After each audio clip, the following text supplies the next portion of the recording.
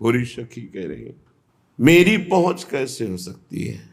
जहां नवनिभृत निकुंज में हमारी महारानी जो विराजमान हैं, जिनके श्री चरण को अपने कर कमल में लिए हुए महावर रचना अखिल कोटि ब्रह्मांड नायक परात्परीश भगवान श्री कृष्ण कर रहे हैं, जिनकी बेणी स्वयं अपने कर कमल से लालजू महाराज प्रभु बांध रहे हैं, वह मेरी पहुंच कैसे हो सकती है। जहां दिव्य श्री ललिताजू विशाखाजू चंपक लताजू चित्राजू तुंग विद्याजू इंद्रलेखाजू रंग देवीजू श्री सुदेवीजू और समस्त सहचरियां आठों पहर भाव में डूबी हुई श्री स्वामिनी जू को दुलार करती रहती हैं, जहां की महिमा वेद भी नहीं जानता।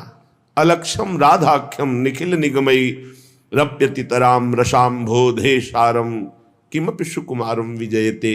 वहां मुझ अधम की पहुंच कैसे हो सकती है। जिनके चरणों में महावर रचना स्वयं प्रभु करते हैं, जिनकी वेणी कर कमल से स्वयं प्रभु गूंथते हैं, अनंत महिमा युक्त समस्त सहचरियां आठों पहर जिन्हें दुलार करती रहती हैं, वेद भी जिनकी महिमा के रहस्य को नहीं जानता है, शिव शनकादि ब्रह्मादि विचार परायण रहते हैं स्वामिनी जी की महिमा में, जहां मन बुद्धि का प्रवेश ही नहीं है, ऐसे दुर्गम स्थान महारानी जी के श्री चरणों में हमारी कैसे रति हो, हमारी कैसे पहुंच हो।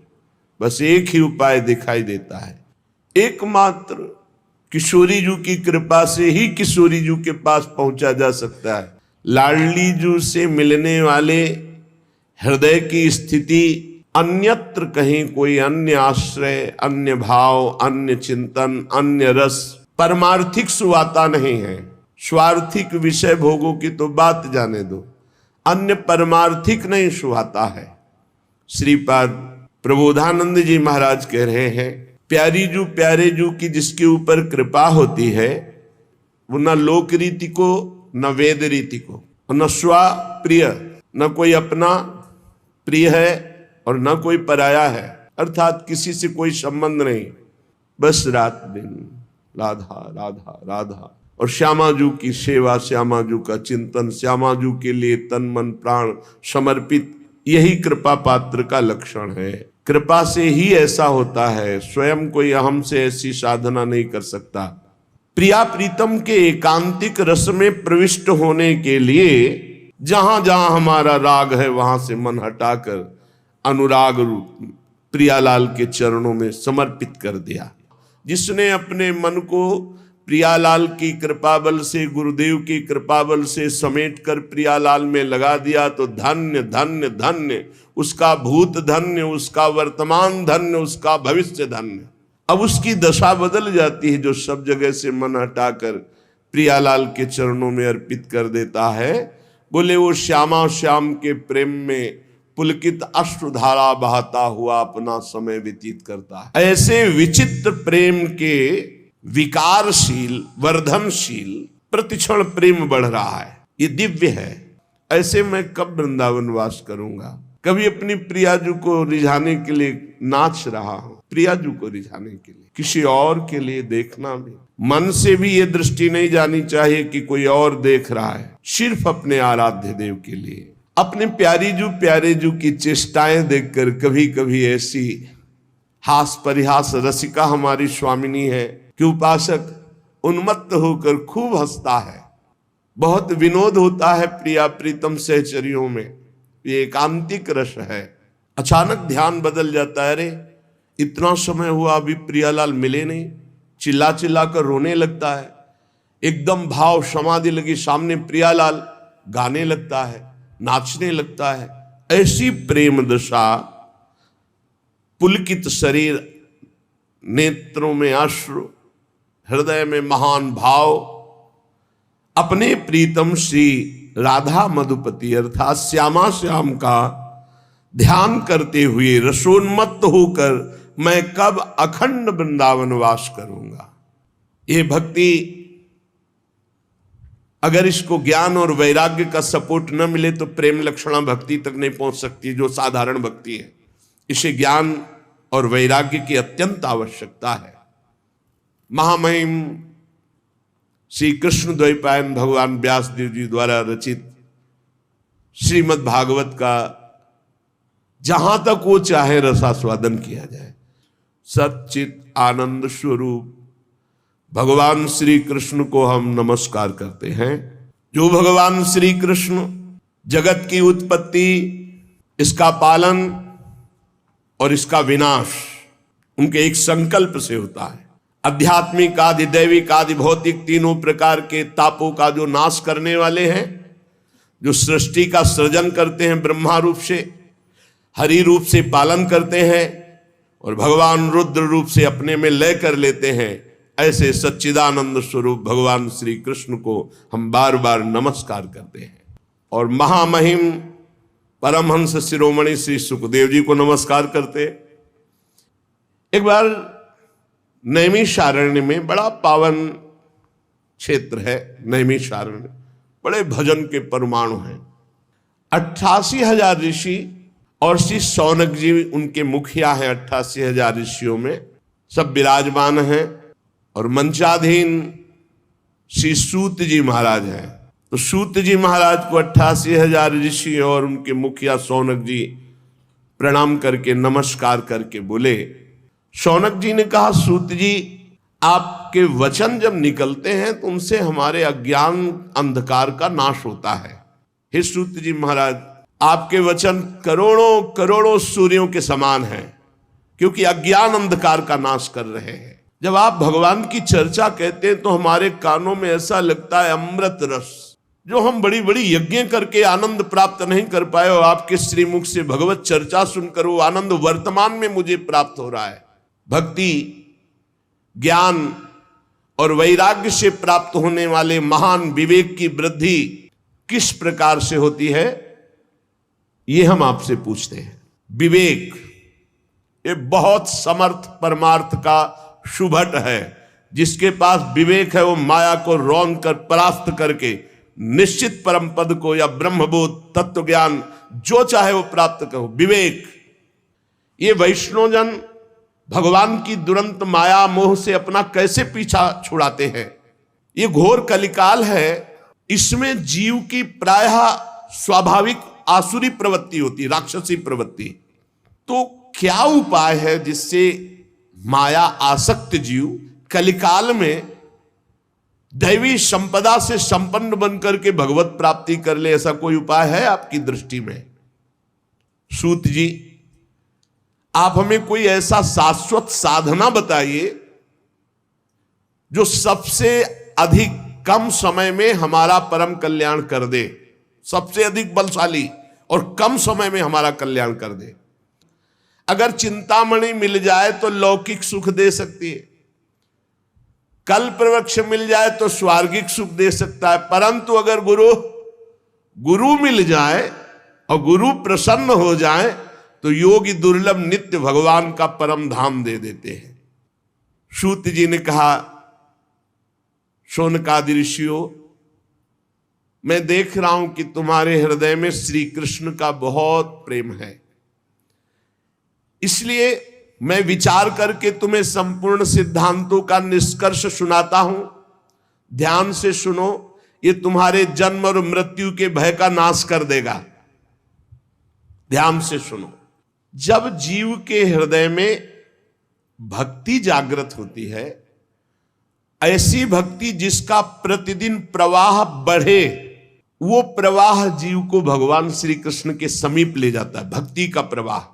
और उसके ऐसे आचरण बनने लगते हैं कि भगवान प्रसन्न हो जाते हैं। जहां भगवान प्रसन्न होते हैं, ये माया अपने आप हटने लगती, फिर उसमें कोई बाधा नहीं पहुंचाती। मैं तुम्हें साधन बताता हूं भगवान श्री कृष्ण को प्रसन्न करने का। सावधान होकर सुनो।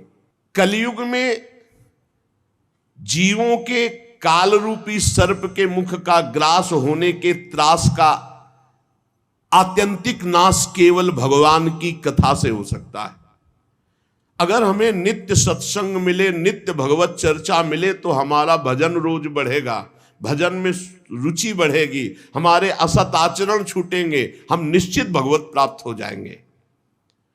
मन की शुद्धि के लिए भगवान की चर्चा से बढ़कर और कोई साधना नहीं। भगवान की चर्चा सुनना बड़ी दुर्लभ विषय। जन्म जन्मांतरों के जब पुण्य एकत्रित होते हैं तब भक्त और भगवान की चर्चा सुनने का सौभाग्य प्राप्त होता है। ये बहुत अमूल्य है भगवान की चर्चा। देखो, जब श्री सुखदेव जी महाराज राजा परीक्षित को कथा सुनाने के लिए उद्यत हुए तो देवता लोग अमृत का कलश लेकर के आए और कहा, महाराज, देवता अपना काम बनाने में बड़े कुशल होते हैं। नमस्कार किया और कहा, महाराज ये अमृत कलश है, क्या करें? सुखदेव जी ने कहा, इसका क्या करें? नहीं, आप हमें कथा अमृत दे दीजिए और ये अमृत पिला दीजिए। परीक्षित को तक्षक सर्प काटेगा भी, तुम मरेंगे नहीं, क्योंकि अमृत का प्रभाव होता है। इसीलिए तो आप कथा सुना रहे हैं। उनको निर्भयता प्राप्त हो जाएगी अमृत से, और हमें सुना दीजिए कथा अमृत, जिससे हम मुक्त हो जाएंगे। हंस पड़े श्री सुखदेव जी, बड़े चतुर बनते हो। कहां एक कांच और कहां मणि। श्री सुखदेव जी ने हंसी उड़ा दी कि अरे जाओ, तुम एक कलश लेकर जाओ, तुम अधिकारी नहीं हो।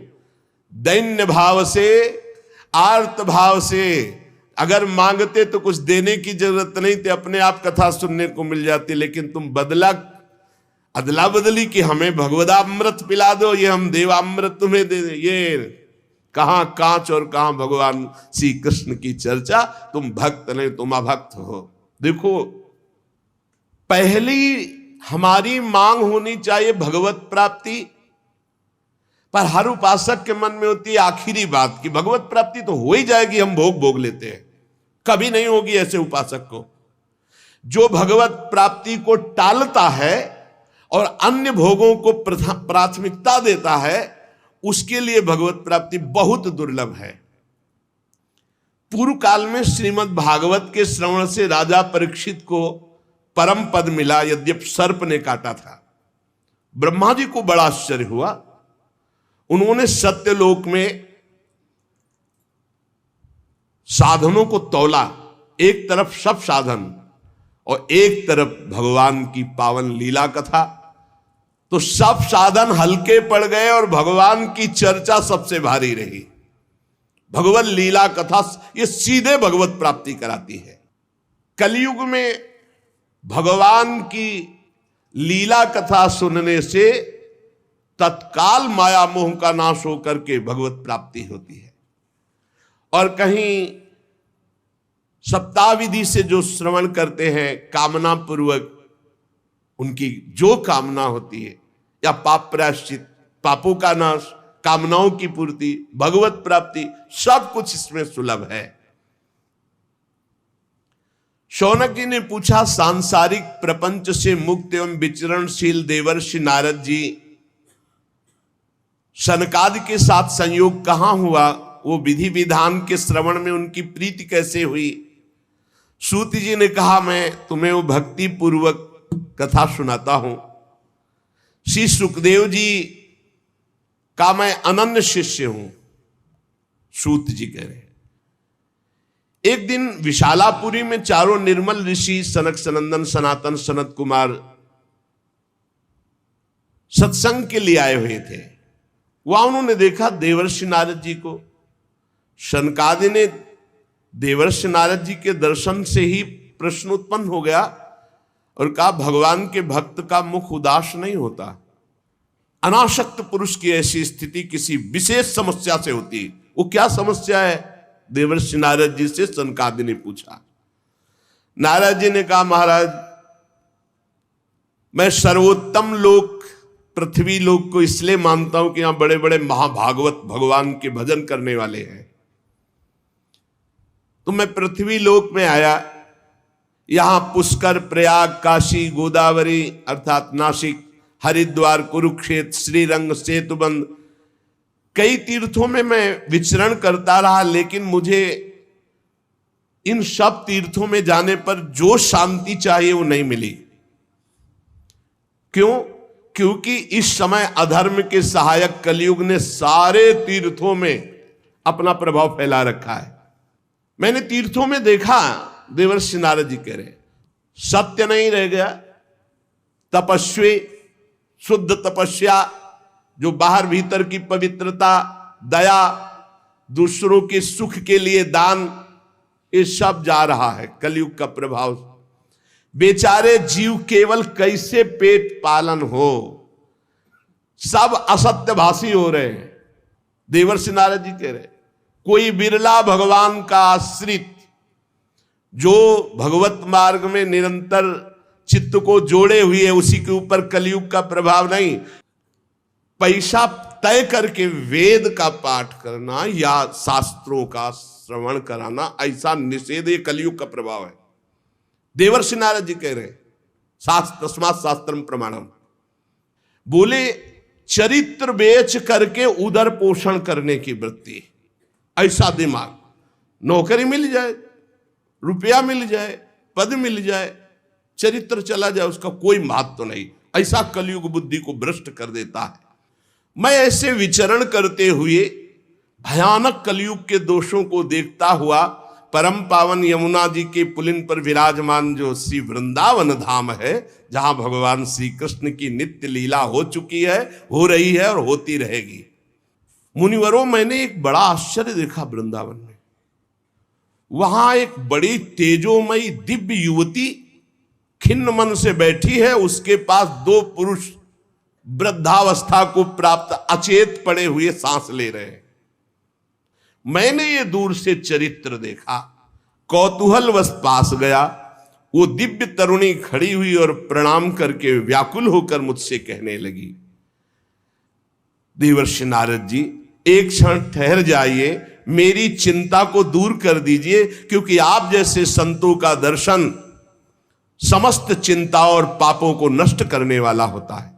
नारद जी ने कहा कि देवी, तुम कौन हो? बहुत तेजस्वी हो, और ये दोनों वृद्ध पुरुष कौन है तुम्हारे, जो तुम इनकी सेवा कर रही हो? और बहुत सी कमल नयनी देवियां तुम्हें घेरे हुए हैं। तुम विस्तार से अपने दुख और अपना परिचय बताओ, दुख का कारण और परिचय। तो उस दिव्य युवती ने कहा, मेरा नाम भक्ति है, ये मेरे पुत्र हैं जो वृद्ध हो गए, ज्ञान और वैराग्य। समय के प्रभाव से, कलयुग के प्रभाव से मेरे पुत्र वृद्ध हो गए, ज्ञान और वैराग्य। ये जो मेरी सेवा में है, ये गंगादि दिव्य नदियां हैं। मैं समस्त देवियों से सेवित हूं, क्योंकि प्रेम लक्षणा भक्ति हूं। तपोधन, मैं अपनी कथा सुनाती हूं और सुनकर आप मुझे शांति प्रदान करें। मैं द्रविड़ देश में उत्पन्न हुई, कर्नाटक में बड़ी, कहीं कहीं महाराष्ट्र में सम्मानित हुई, गुजरात में मुझे थोड़ा बुढ़ापा जैसा लगा। घोर कलयुग के प्रभाव से पाखंडियों ने मुझ भक्ति को क्षीण कर दिया है। पाखंड ने, बहुत काल से मैं दुर्बल, निस्तेज, अपने पुत्रों सहित। पर जब मैं वृंदावन आई, तब तो मैं तो सुंदरी स्वरूप नवयुवती हो गई, लेकिन मेरे पुत्र वैसे की वैसे, ज्ञान वैराग्य। भक्ति कह रहे मैं तो तेजस्विनी हो गई वृंदावन में, लेकिन ज्ञान वैराग्य को यहां। अब ये मेरे पुत्र ऐसे वृद्ध पड़े हैं, हम इनको छोड़कर मैं कहीं जा नहीं सकती। हम तीनों एक साथ रहते हैं, ज्ञान वैराग्य भक्ति। फिर ये विपरीतता क्यों? ऐसा होना चाहिए, पुत्र तरुण होना चाहिए, माता बूढ़ी होनी चाहिए। मैं तरुण हूं, मेरे पुत्र ज्ञान वैराग्य बूढ़े हैं। योग निधि, आप इसका कारण बताइए। नारद जी ने कहा, साध्वी, आपके बात करते करते मैंने ज्ञान दृष्टि से सब कुछ देख लिया। तुम्हें विषाद नहीं करना चाहिए, भगवान श्री हरि तुम्हारे अधीन है। सूत जी कहते हैं, मुनिवर, नारद जी ने एक क्षण में ही सब कारण जान लिया। और नारद जी ने कहा, देवी सावधान होकर सुनो, ये दारुण कलयुग है। इसी से इस समय सदाचार, योग मार्ग, तपस्या और सब मार्ग, भगवत मार्ग जितने हैं, प्रायः ये गुप्त लुप्त होते जा रहे हैं। इस संसार में वैराग्य और ज्ञान की किसी की जरूरत है नहीं, इसीलिए बूढ़े हो गए तुम्हारे पुत्र। तुम इसलिए जवान यहां हो गए कि वृंदावन है, यहां संयोग से सदैव तुम जवान रहोगी। कभी तुम्हें कोई भी अंग, 64 अंगों में भक्ति के कोई भी अंग यहांहीन नहीं, क्योंकि संपूर्ण अंगों से परिपूर्ण ये भगवान का धाम है ना।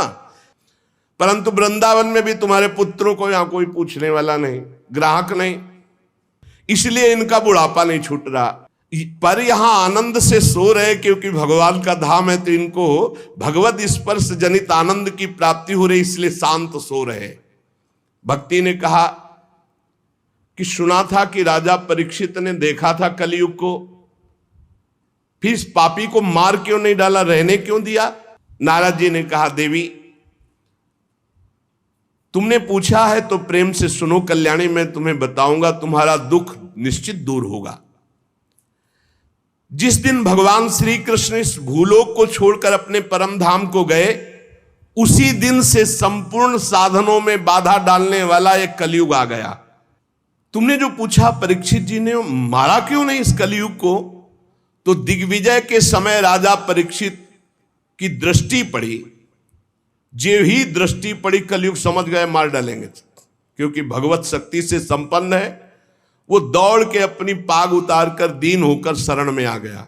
और ये नियम है कि जो चरणों में गिर पड़े, शरणागत हो जाए, चाहे प्राणों की बाजी लगानी पड़े, उसकी हानि नहीं होनी चाहिए। ये शरणागत का धर्म का नियम है।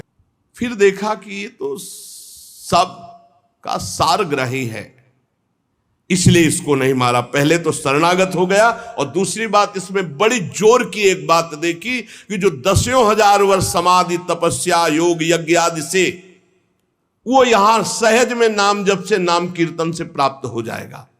सूत जी कहते हैं, सौनक जी जब देवर्षि नारद के वचन सुने, भक्ति को बड़ा आश्चर्य हुआ। फिर उसने जो कहा सुनो, भक्ति ने कहा, देवर्षि आप तो धन्य है, मेरा बड़ा सौभाग्य जो आपका समागम हुआ, क्योंकि भगवत प्रेमी महात्मा का दर्शन इस समस्त सिद्धियों को प्रदान करने वाला होता है। नारद जी ने कहा कि भक्ति तुम खेद में अपने को मत डालो, चिंता तो मत हो, भगवान श्री कृष्ण के चरण कमलों का चिंतन करो, भगवान की कृपा से सारे दुखों का नाश हो जाता है। अगर कभी भक्त उत्साह में आकर कह दे कि जा तुम्हारा परम कल्याण निश्चित है, नहीं तो मैं भगवान का दास नहीं, परम कल्याण निश्चित है, तुम बेपरवाह हो जाओ, कौन हो, कहां के हो, कैसे हो, इससे मतलब नहीं। अपनो परण विसार भगत को पूरो परण। देवर्षि नारद जी ने कहा, तदा ना हम हरे दासो लोके त्वाम न प्रवर्तते, मैं भगवान का दास नहीं कहलाऊंगा अगर घर घर में तुम्हारी स्थापना न कर दे।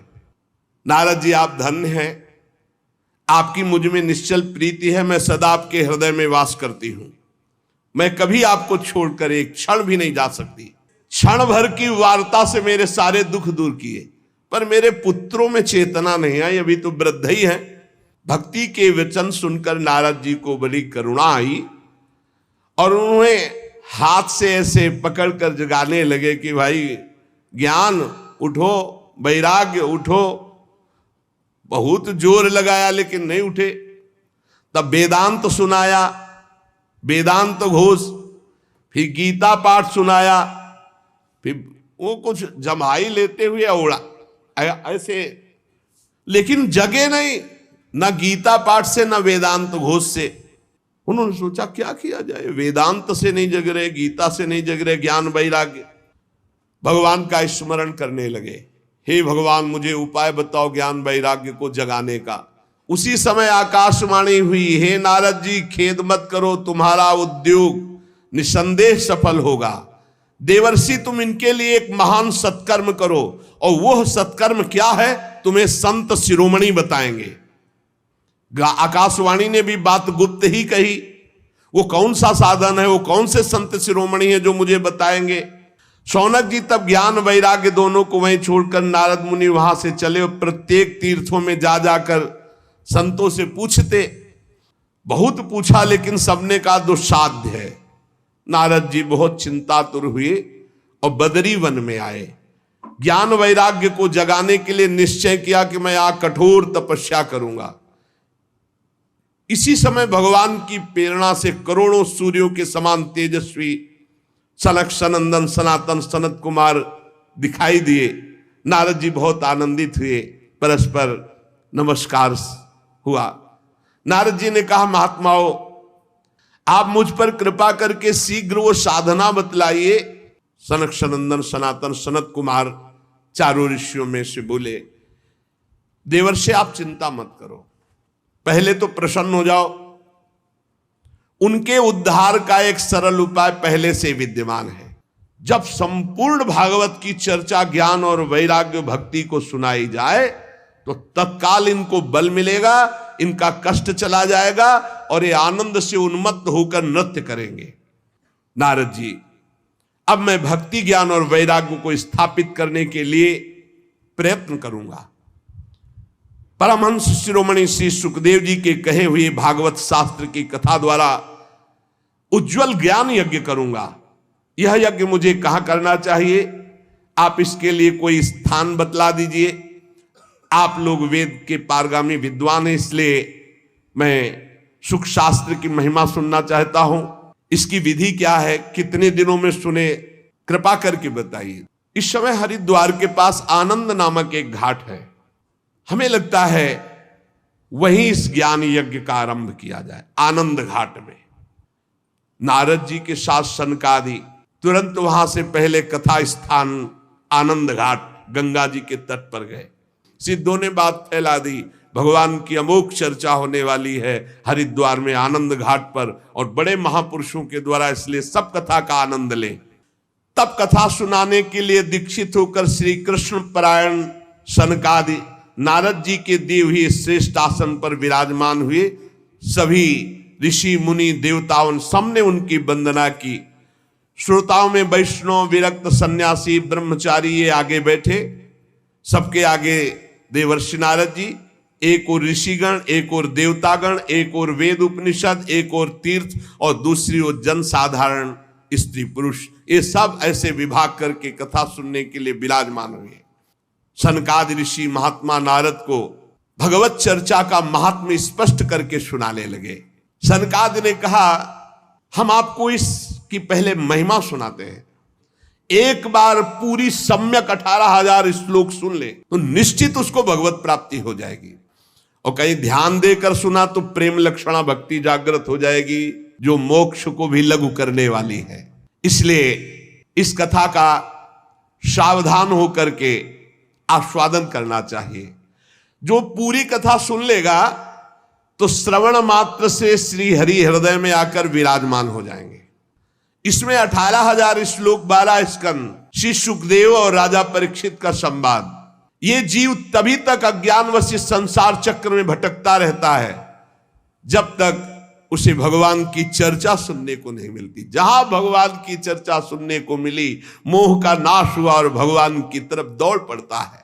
श्री सनकादि इस महामहिम भगवत शास्त्र की महिमा का वर्णन करते हैं।